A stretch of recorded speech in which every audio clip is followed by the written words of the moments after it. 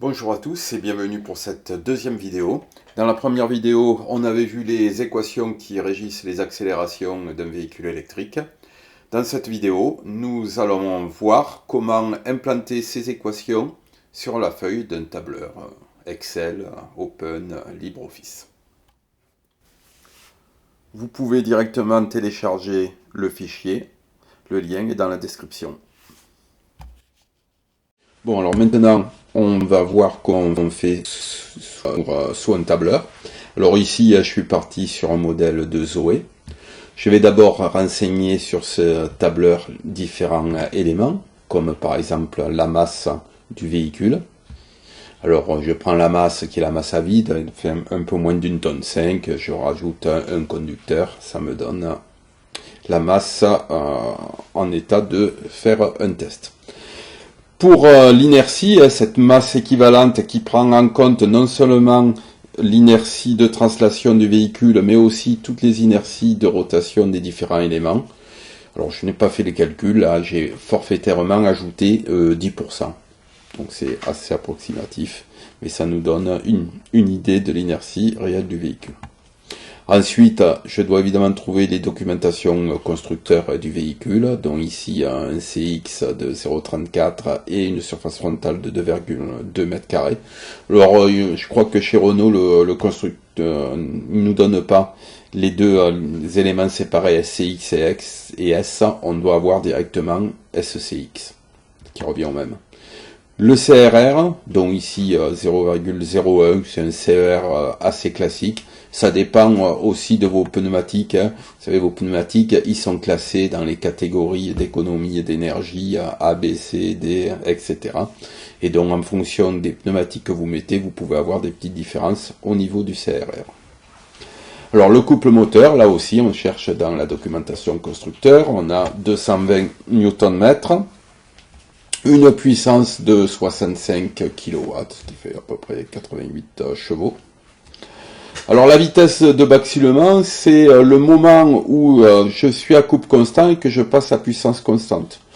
Vous l'avez dans les deux constructeurs, mais c'est très facile de le calculer, puisque vous avez P égale C oméga. Donc oméga égale P sur C. Alors faites attention, oméga c'est en radians par seconde, il faut le convertir en tours minutes.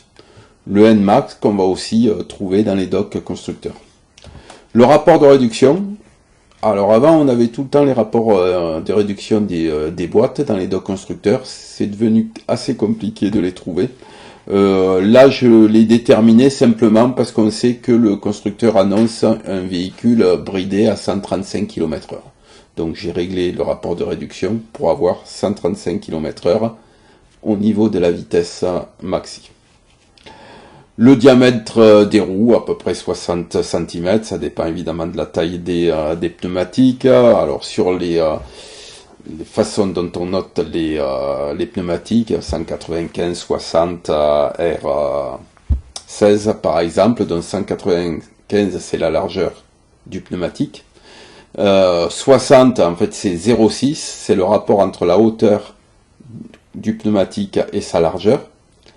Et enfin, 16, c'est le diamètre de la jante en pouces. Donc on fait le calcul et on trouve le diamètre du pneumatique où on va le mesurer. Alors là aussi, ça dépend s'il est neuf ou s'il est usé, s'il est bien gonflé ou dégonflé. Voilà.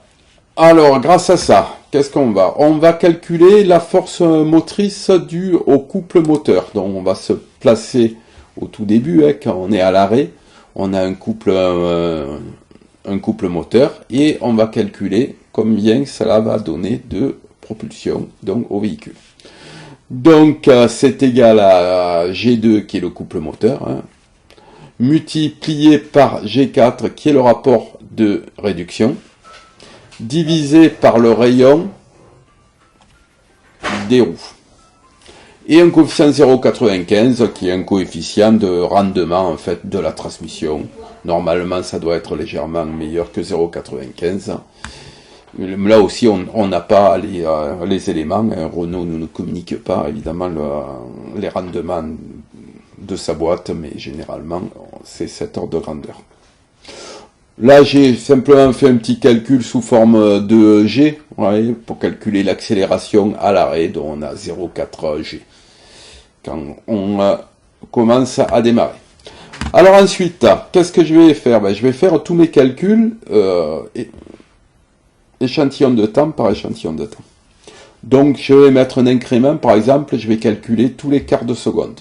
Évidemment, plus je calcule de façon régulière, plus le calcul va être précis. Il se trouve que pour des véhicules classiques, hein, si c'est pas une Bugatti, calculer tous les quarts de seconde donne des résultats satisfaisants. Si vous avez un véhicule beaucoup plus nerveux, vous pouvez passer à tous les dixièmes de seconde. Voilà. Donc d'abord, je fais une colonne avec mon temps, je mets 0, et ensuite, je mets simplement le temps d'après, c'est le temps qu'il y a juste avant, ici à 11, plus cet incrément de temps. On note les dollars de façon à ce que quand je vais recopier sur toutes les lignes qui suivent, le C8 ne soit pas décalé. Vous voyez, si je passe sur une autre ligne, le A11 a été modifié, mais le C8, grâce au dollar, n'a pas été modifié.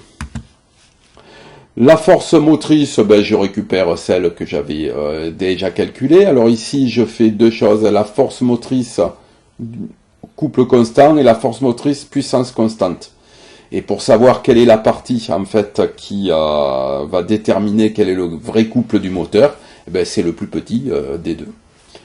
Si je suis inférieur à la vitesse de basculement, ça sera mon couple moteur qui sera déterminant. Si je suis supérieur, ça sera la puissance indiquée par le fabricant. Donc ici c'est le même calcul, sauf que par rapport au couple, je prends plus le couple moteur, mais je le calcule par rapport à la puissance. Et donc P égale C oméga, C égale P sur oméga. Je fais le calcul. En fonction de ma vitesse, je vais recalculer donc la vitesse de rotation des roues, puis la vitesse de rotation du moteur. J'ai des pi pour convertir en radians par seconde. Voilà. Et donc je vais ainsi pouvoir calculer ma force motrice, cette fois-ci pour la partie puissance constante.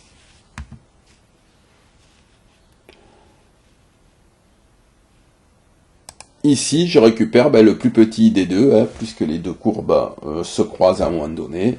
Et donc, si je suis dans la première partie de la courbe, le plus petit, c'est le couple constant. Et si je suis dans la deuxième partie, le plus petit, c'est la puissance constante. Alors, je calcule mes résistances de roulement. Là, c'est très simple. Le poids du véhicule, C2, multiplié par G, la traction terrestre, multiplié par C6, le CRR. La résistance aérodynamique, c'est les formules qu'on a vues tout à l'heure, 1,5, 0,5 fois 1, 225, donc kg par mètre cube, multiplié donc par le SCX, S et CX, multiplié par la vitesse au carré. La vitesse, elle est ici. Voilà, donc c'est le I11 ou I12, selon dans quel cas je suis. Voilà, donc c'est la colonne I, la vitesse. Attention, cette vitesse, elle est en mètres secondes, il ne faut pas la prendre en kilomètres heure. La résultante, c'est la somme des forces motrices, des résistances au roulement et des résistances aérodynamiques. On les a ici. L'accélération, elle est donnée par F égale M gamma, donc A égale F sur M, qu'on retrouve ici. F, j'ai 12, divisé par M, la masse équivalente, cette fois-ci, prenant en compte les énergies de rotation. Alors maintenant, comment je vais faire? Alors, dans la première ligne, c'est mes conditions initiales, ici, parce qu'il faut savoir au temps t égale 0, est-ce que j'étais déjà lancé, est-ce que j'étais à l'arrêt, et quelle distance j'avais déjà parcouru. Donc nous, on part de l'arrêt, et on part à une distance égale 0. Pour calculer ma vitesse, ce que je vais faire, hein, j'ai la première partie qui est ici. Voilà. Donc c'est quoi? Eh bien, c'est égal à ma vitesse précédente plus l'accélération fois l'incrément de temps. Ça va me donner ma nouvelle vitesse au bout de 0,25 secondes. Quant à ma distance, ça va être le même calcul. C'est mon ancienne distance multipliée par ma vitesse multipliée par la différence de temps qu'il y a eu entre les deux cases. Alors ici, je suis obligé aussi de prendre en compte un élément qui est la vitesse maxi, parce que pour le moment, on n'a pas de vitesse de rotation maximale. On pourrait dépasser les 11 000, 12 000, 13 000 tours minutes. Mais ces moteurs, ils sont limités par le variateur. Donc c'est pour ça qu'il y a une mine. Je prends en compte aussi le paramètre ici de vitesse maximale, et le 3,6 ça correspond simplement à ma vitesse maximale qui a été calculée là et divisé par 3,6 puisqu'on est en km/h et là on veut des mètres secondes. Ma vitesse maximale elle est obtenue quand la vitesse de rotation est maximale. Donc je prends J2 qui est la vitesse de rotation maximale du moteur, G4 qui est le rapport de réduction, je le divise par pi et par le rayon des roues. Je le multiplie par 60, je divise par 1000, donc pour passer de tours minutes en km/h. Voilà, alors notez, par exemple, pour la distance, on pourrait dire, ah oui, mais c'est pas tout à fait juste, parce que là, on a pris en compte qu'on était à 0,95 mètres par seconde, mais là, c'est à la fin du temps, c'est à la fin des 0,25. Au début, on était à 0. Alors, je peux faire le calcul avec une valeur intermédiaire entre les deux. Ça apporte pas, on peut refaire les calculs, ça apporte pas grand-chose au niveau de la précision.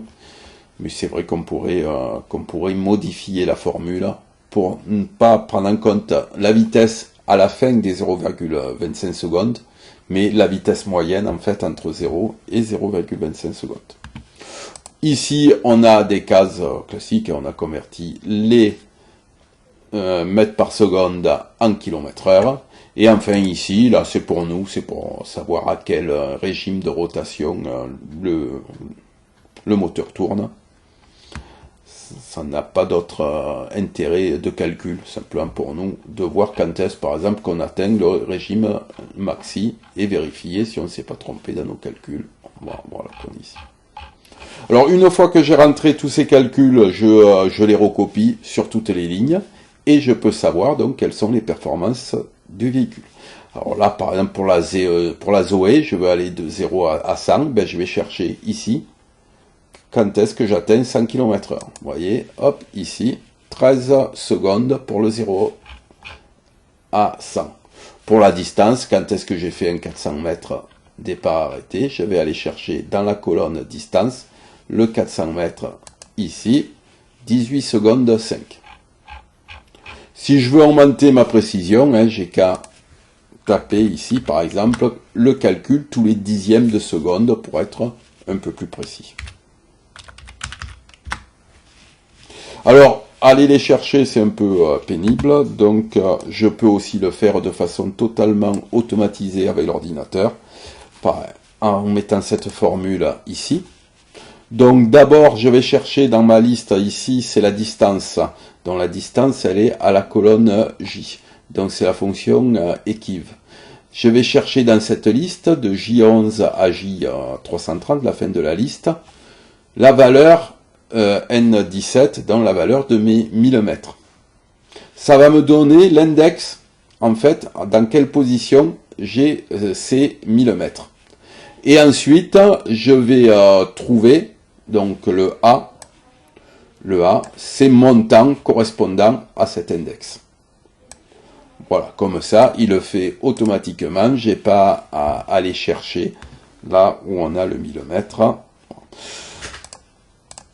Pour les kilomètres-heure, c'est exactement la même chose, sauf qu'on va chercher ici dans le K qui est les kilomètres-heure et pas dans le J qui était les distances.